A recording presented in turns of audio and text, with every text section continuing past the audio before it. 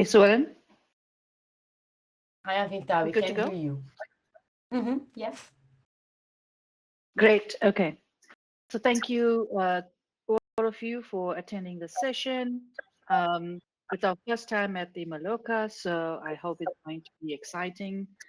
In the session today, we're going to highlight how organizations are advancing sustainability through innovative real-world solutions, with particular emphasis on building resilient operations and applying AI to accelerate environmental progress. You will gain insights on how different industries are approaching sustainability at various speeds, shaped by sector specific challenges, regulatory pressures, technological maturity, and operational realities. We're going to be sharing live demonstration of how an AI powered tool can be practically applied to overcome barriers, drive measurably impacts. And we're going to leave you with 3 concrete actions you can take back this month. So, George, over to you. Good afternoon, everyone. Happy to join today. Um, I guess for those of you who have, we're going to do a kind of a survey as well. For those of you who are unfamiliar with Mentimeter, it's pretty straightforward. Just enter mentimeter.com. I just realized this is probably not a link you guys can all click on. Enter the code, and you should be taken to the survey.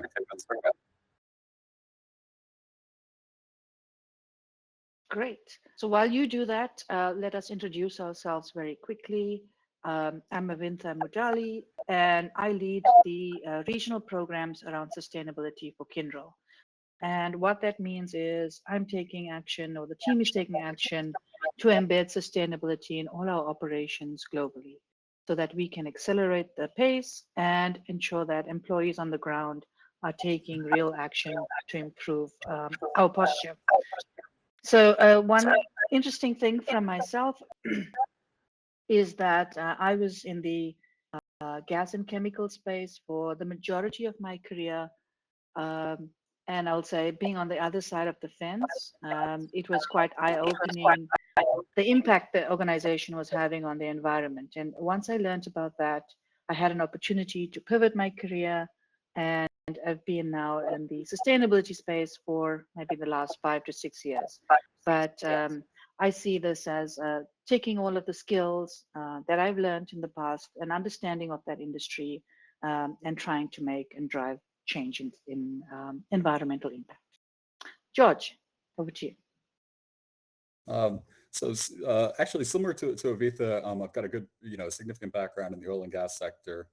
Prior to joining Kyndryl, I spent about the better part of 2 decades at a large technology consulting firm and one of the big four, where I led the energy trading practice and spent the other half of my career, so half in oil and gas and half in the financial services sector, really focused on financial risk. And it wasn't until I started to understand the financial implications of climate change that I really became pretty passionate about sustainability, kind of leveraging one, kind of the analytical risk assessment side, but also the transition side in terms of how are we going to decarbonize.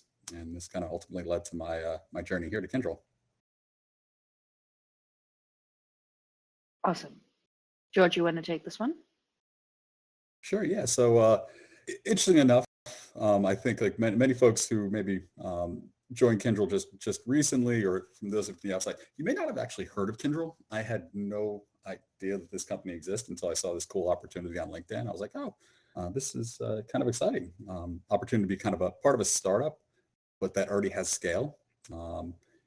We are quietly one of the largest uh, infrastructure providers in the company in the country. I think we have a roster of something like 4,000 clients. So quietly a very large firm with a lot of reach and a significant opportunity to really drive transformation, decarbonization, and really enable our clients to do quite a bit more. Cool. So today we're going to be sharing the outcomes from a piece of work that we commissioned with Microsoft and was done by Ecosystem. And we're going to be sharing a little bit of the outcomes and then showing you some of the practical ways in which you can apply this. So This is the third year in a row that we've published the Global Sustainability Barometer. And we have a QR code at the end of this presentation, or I think it's on the side of the screen, that will take you to this report if you're interested in that. And really here we've been surveying more than 1,200 enterprise leaders, that is both from the business side of the organizations and the IT leaders within these organizations. And the study covers more than 20 countries and 9 industry groups. The study was conducted between August and September in 2025, so it's fresh data, and it's really aiming to provide a view on how integration, strategy, technology are transforming sustainability from compliance to a competitive advantage.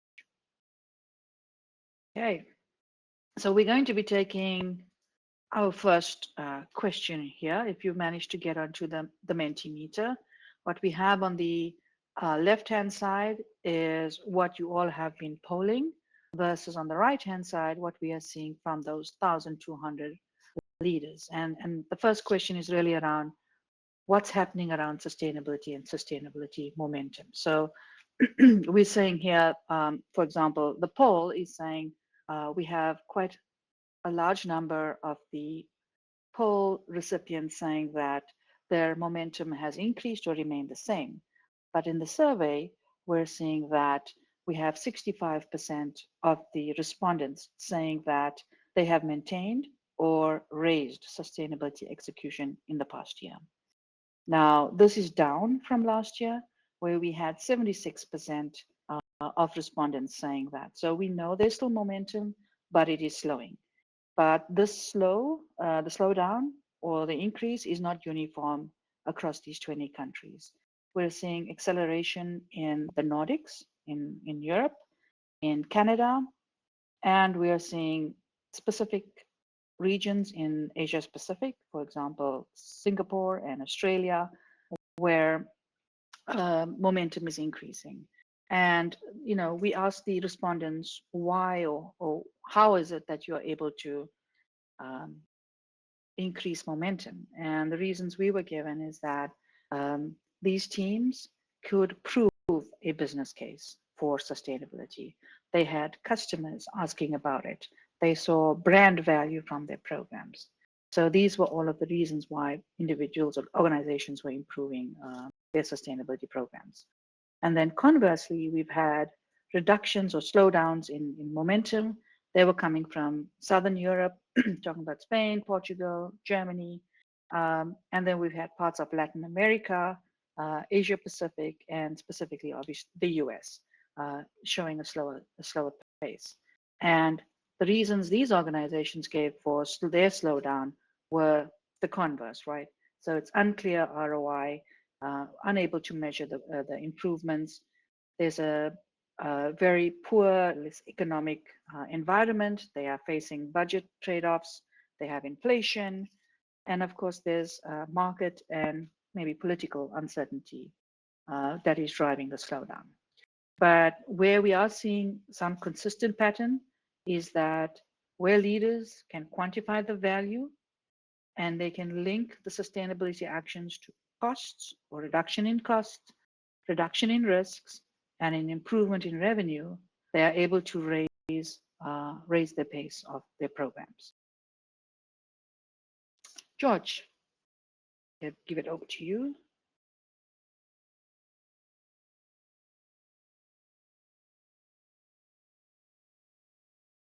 Apologies, I'm trying to read the slides here.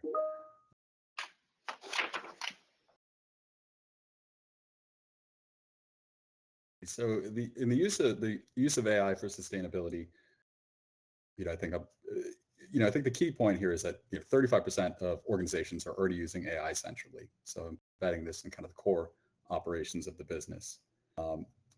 There's kind of an evolution, both, when we think about AI, obviously we think about the kind of the whole universe, including machine learning, generative AI, agentic AI, causal AI. But ultimately there is a significant shift from, kind of diagnostic analytics, what happened, right, or descriptive analytics, more towards predictive, what's going to happen, and then prescriptive, what should we do about that, right? And that includes 49% of firms that are using AI and machine learning, forecasting energy and resource use, 47% who are using AI to anticipate climate risks, which is kind of an interesting use case, right? When you think about climate risk, the machine learning and artificial intelligence are really great because they're able to see beyond kind of the first order impacts. When we think about climate risk, right, it's not necessarily the direct impact, but it's things that happen further up, right? Things that happen to our suppliers, things that happen to our raw material sourcing. So machine learning is actually great at taking tons and tons of data and making sense, right? So pretty exciting stuff. 61% of firms are actually using artificial intelligence for process optimization. Certainly, we're seeing a lot of this internally with respect to agentic AI. The opportunity to take on new work, which I think sustainability inherently is, as these are kind of new obligations and new requirements for businesses. But certainly, really exciting because these are cross industry. And among the most important things we can do in the near term is efficiency, both from how we do our work and how we power our work. So certainly some really exciting stuff here. Any questions?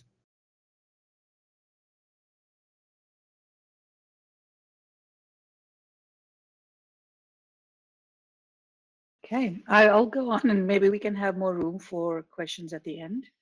The next question was around the use of agentic AI. And you can see on the poll that from the audience side, very few of the audience, or if none, are actually deploying agentic AI for sustainability, whereas only 15% are actually piloting it. Whereas in the study, we had not necessarily that much of a greater response, but we have 9% already deploying it and 21% actively researching or piloting cases for agentic AI for sustainability. Now, that for me is phenomenal, given that this is something that's only been talked about for the last, I don't know, 6 to 9 months. And given the I guess the newness of this, I want to just maybe explain a little bit about agentic AI. And it's referring, as George was saying, different types of AI. This is a type of system that can autonomously plan, reason, learn, and importantly, act on specific goals, and with minimal or no human intervention. And so where are we seeing these agentic AI use cases? They are really lined up with areas where operational decisions repeat consistently. And some of the spaces we're seeing that happen is in energy and utilities. We have the application for methane leak detection and repair. In transportation and logistics, the EV fleet and charging optimization, banking and insurance. There's use cases around how to embed sustainability in credit and underwriting processes. So what we are seeing, though, even though this is a new uptake on this technology, is that those that have started with this are seeing significant value already. 65% of those that have deployed it are already seeing lower operational costs, efficiency gains, and also cite revenue upside and faster execution. So something to watch here. George. Yeah, sure. So what are the leaders doing? Leaders, when you think about kind of the four boxes here and the kind of the quadrant, right? Leaders are focused on the alignment of people, strategy, and alignment, right? They understand that, ultimately sustainability can't sit with the board. It can't just sit with the employees. And in fact, it's got to be an enterprise mission that aligns people, governance, strategy, and execution. The mission is established at the top, but proliferates and integrates throughout the organization.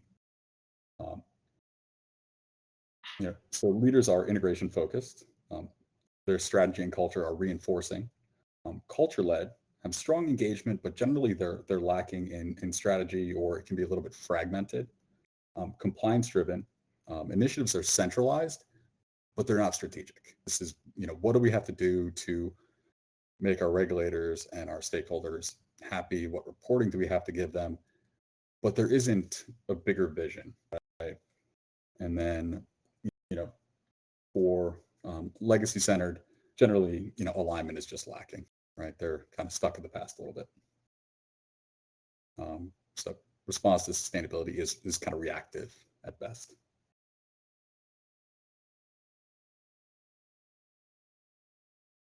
Good. So I think the next question we have is question on who do you think is, or which industry is actually leading in the deployment of AI for sustainability? And the audience, I think, voted for construction, energy and utilities, and banking. Not too bad. It's like 2 out of 3. In reality, it's the energy and utilities, banking, and transport and logistics sectors, which are actually the first movers or the early adopters. And so let's talk a little bit about this graphic that's on the right-hand side. The horizontal axis is telling you about how well an industry has modernized its technology stack, data foundations for sustainability. Whereas the vertical axis is showing you how extensively these organizations or the sectors utilize AI for sustainability. And we see the leaders, that's it, energy and utilities, banking, and transportation. Now, why are these sectors doing so well? It's one, because they are highly complex operationally. They already have a lot of technology embedded in how they run their operations. They are collecting a lot of data. So this the horizontal axis, they're pretty good on that already. And the third point is that these are actually sectors that contribute quite a bit to the sustainability problem. So they have a pressure to do something about it. So these three, they have the data, they have the technology, they have a need to reduce their impact. And so we find that they are the ones trying out this new technology to improve their performance. On the contrast, we see the sectors on the lower end of the scale, like hospitality, media, and they have structural challenges such as having fragmented data. They have low digital maturity, and they are almost always more human-centric operations. So the use cases for sustainability become a little bit more challenging. But I think the key takeaway on this is no matter where you start, the path is really to get to the top right-hand corner, right? And to do that, you have to prove value early. You have to show the ROI. You have to have the data for this, and you have to run AI centrally across all your functions. So let's see how many more of these sectors can move up the stack. So we're going to move now to a demonstration. And I'm going to share something on Power BI and generative AI, and then we'll go over to something around IT. So we're showing up here data that Kyndryl collected on customer requests we received for the last 3 to 4 years. And it contains, we collect data that includes like the customer names, the value of this contracts for us, for example, TCV is total contract value. We collect data on where the customer is located, whether these requests were coming in from existing suppliers or whether they're from RFPs. Do they have questions around, a general presentation about our environmental commitments? We also collect data on what is the topic that the customer is interested in. And so we have been visualizing this, collecting, cleaning, visualizing this for a while, but now we have the ability to introduce a generative AI into this data piece. And it's really good because, in my view, it democratizes the availability of this data, and it allows somebody like me who's not tech savvy to interact with this data in a way that I could never have done this before. So we heard a lot about, the challenge with sustainability showing a return on investment. And let's take an example about how could we use this customer request data to convince an executive like a CFO or a COO about how to continue motivating for a sustainability program. For example, implementing SBTI goals or an ISO certification or an investment in reporting software. So I'm going to start with using this generative AI chat and try and get some data and use out of this that I could then use with my leadership team.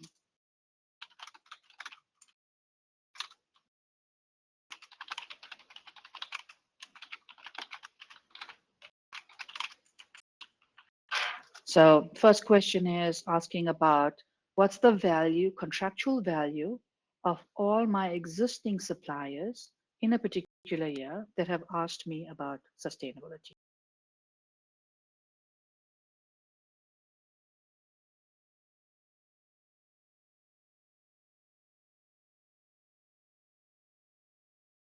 Okay, so it comes back and it says, obviously, we've anonymized the names. You can see the names of the customers to be something generic, and these total contract values are also being randomized. But giving you an idea, this is not out of the ballpark for what we are experiencing. So the answer coming back is that for the financial year 25, the value of contracts for all existing suppliers, not necessarily new opportunities or new customers, is 2 billion. So that's quite significant. So next question is,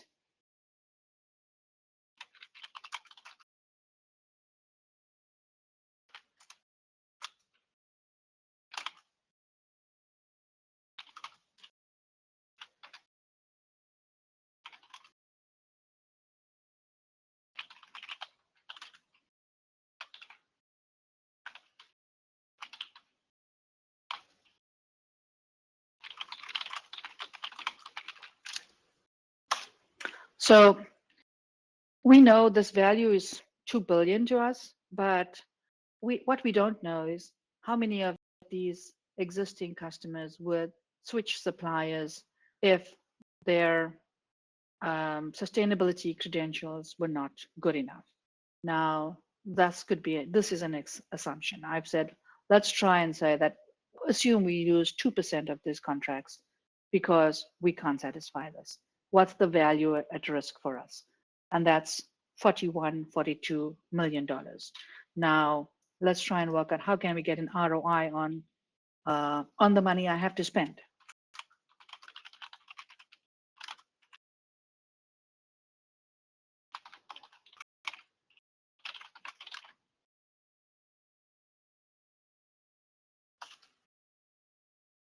And now you can take your total budget, or if you have a particular project that you want to implement, for example, you can see that some of our top topics are things around waste management, carbon footprint, EcoVadis, for instance.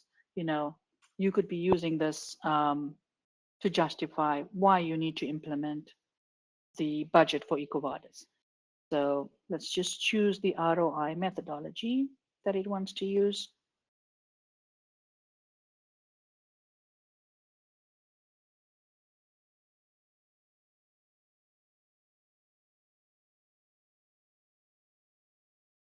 And then it gives me the ROI saying it's about 700%. So you can imagine the value at risk is 42 million, and I only have to spend 5 million to actually achieve that.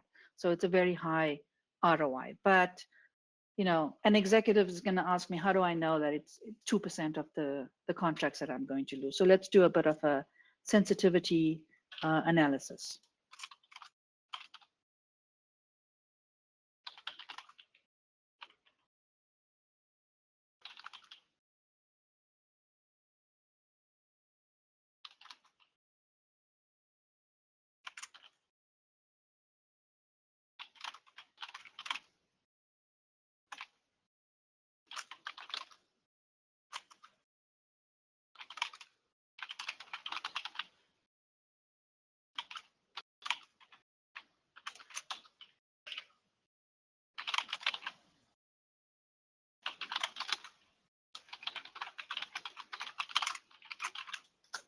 So with an executive, if we don't know what the value percentage of the contracts we're going to be losing, let's take an assumption. It can be anything from 0% to 5%.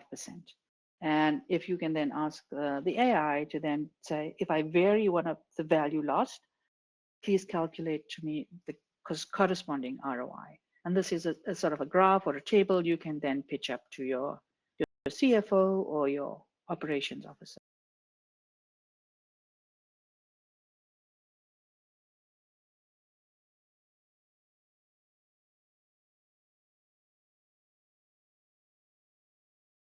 Here you go. So you can see that at the lower percentage of contracts lost, the ROI varies from, say, 1.1 all the way up to where it's 4%, 5%, it's now 15, 150%. So the next question I guess I can ask is about a break-even.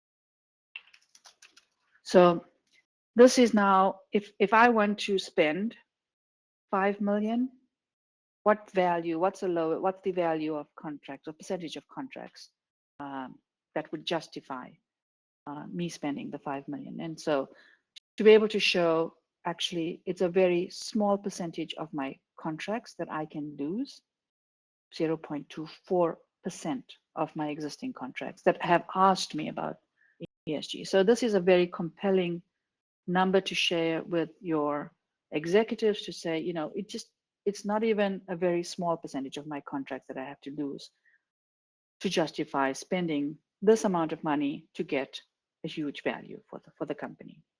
And before I hand over to George, the other use cases I wanted to share with you that we have been using this kind of data for is for customer engagement, brand awareness. We take this data, we share this with our customer or our account teams to say, hey, your customer X, Y, and Z, or our customer has been asking about waste management, EcoVadis, carbon footprint. How about we do something proactively to share information or pitch a service we can do around that? And this way, we've been able to strengthen our customer relationships, grow new business, and we continue to report on this value to our executives. George, with that, I am going to hand this over to you. So the one thing I want to just say is that, look, we know that AI, the use of AI consumes a lot of power. And so while it's value adding in this sense, we want to be able to be responsible in how we deploy IT and AI. And so this next demonstration is more around, what do we do on the IT infrastructure side.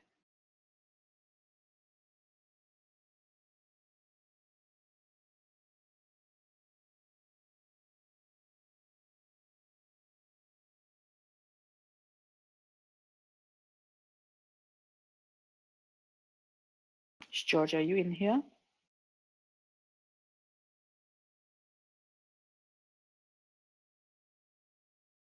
Okay, I can't hear him, so I'm gonna head over and maybe run this demonstration as well. So what we have here is a platform that Kyndryl designed and developed called Kyndryl Sustainability Advisor. And this is really focusing on IT infrastructure and the emissions and energy consumption based on this. We know that there's been a lot of noise around data centers and the rise in energy consumption. And this is one of the platforms that we can then use to share with customers or organizations, how are you doing on your IT emissions? And so the first landing page then takes us to your portal overview, where you have the total energy consumption and total emissions. You also have in emissions by scope, and this can be also broken down into your target year, as well as your baseline. We also have comparisons on our emissions. For example, what is the equivalent GHG emissions from our IT infrastructure, and how does that compare to, for example, the number of homes that could be powered, or the number of trees that would contribute to this amount of carbon. Now, for a data center, we also then show a couple of metrics, which are power usage effectiveness and carbon usage effectiveness. This is more around how much of the power is being used to actually cool the IT equipment versus run the workloads on the servers. And we also have statistics around renewable energy, IT emissions versus cooling emissions, and the different emissions per scope over a time period. Now, we can give you this, this view based on the number of data centers or cloud emissions or cloud service providers you use. And for this example, we have 3 data centers in the US and in Europe and in India. So for each data center, we can drill down into both the facilities, that is the cooling, as well as the IT. So here for the data center in the US, we get the statistics on, I mentioned the power usage effectiveness, the carbon usage effectiveness, total energy and emissions, as well as the trends. And we can also show the renewable energy, how much of the power is being used for cooling versus IT, what is happening on the chillers, coolers, and further detail. On the simulator mode, we have digital twin capabilities where we are able to then change the configurations. For example, on the chillers, you can see in this case, we have 4 chillers operating, and you will be able to switch these on or off to see what would be the impact. And then you'll be able to simulate this and get the predicted change in efficiency and emissions, for example.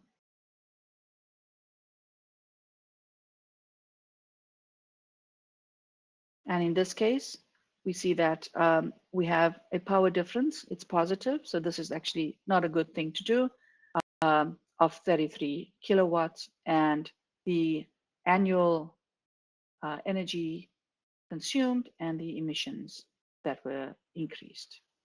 So in this way, you'll be able to optimize your chiller plant. Going back to the dashboard, for example, in our Indian data center, we can have a look at the servers and the IT equipment. Drilling down, we will be able to show you per device what is the energy consumption in real time. So this is the total server energy, but you will have a look that for the devices, you will be able to pick up each device and their power consumption and their score, their sustainability score. Now, this also provides an opportunity to say there are certain servers that are higher in energy star or the efficiency, and they could be replaced, for example, with certain candidates. So these are the emissions, the servers that are up for replacement that could be used to improve efficiency.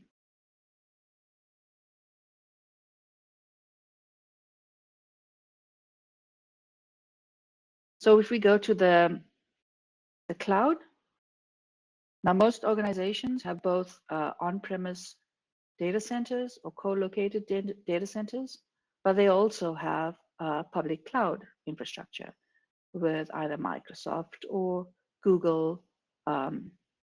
And here we have, this includes Amazon, Microsoft, or Google. And if you are using all 3, will be able to give you the emissions associated with using these various cloud service providers.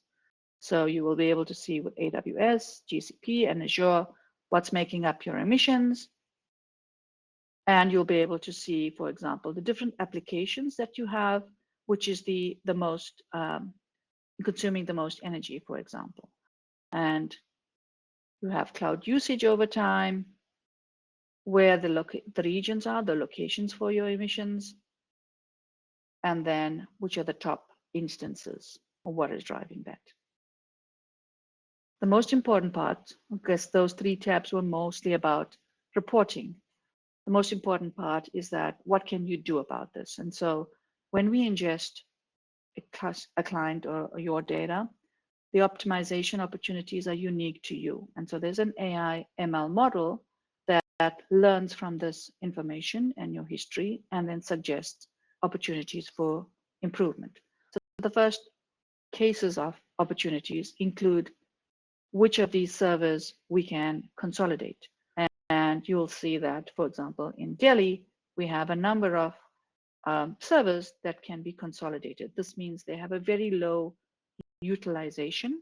We have these servers and we call them zombie servers. They're not being used all the time. So there's an opportunity to take those workloads and consolidate them or virtualize them onto fewer servers and thereby saving emissions.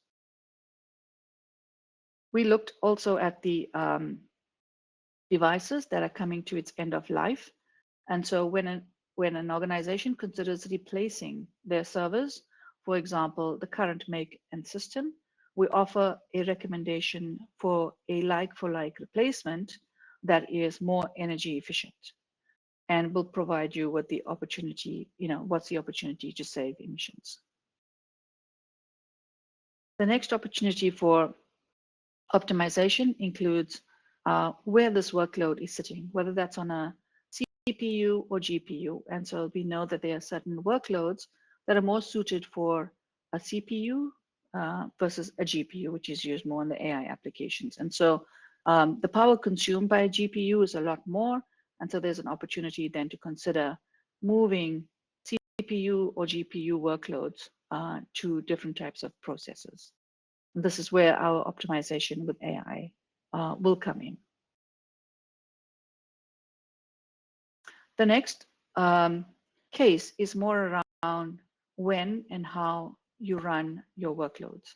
Now, you can see that there's time or periods of time where you have cheaper and more access to renewable energy. And you are going to be able to schedule variable workloads to run in a period where you have cheaper or more renewable workloads so that you can then capitalize on the benefits of this. So here's the opportunities in Delhi to move workloads from high carbon intensive window to low carbon intensive window and the energy emissions associated with that. On the public cloud side, we know that customers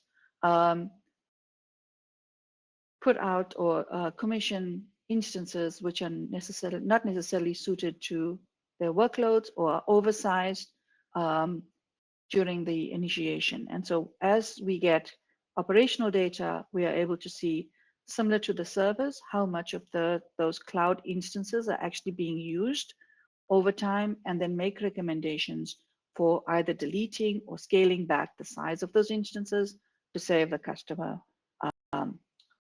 costs plus energy consumption and emissions.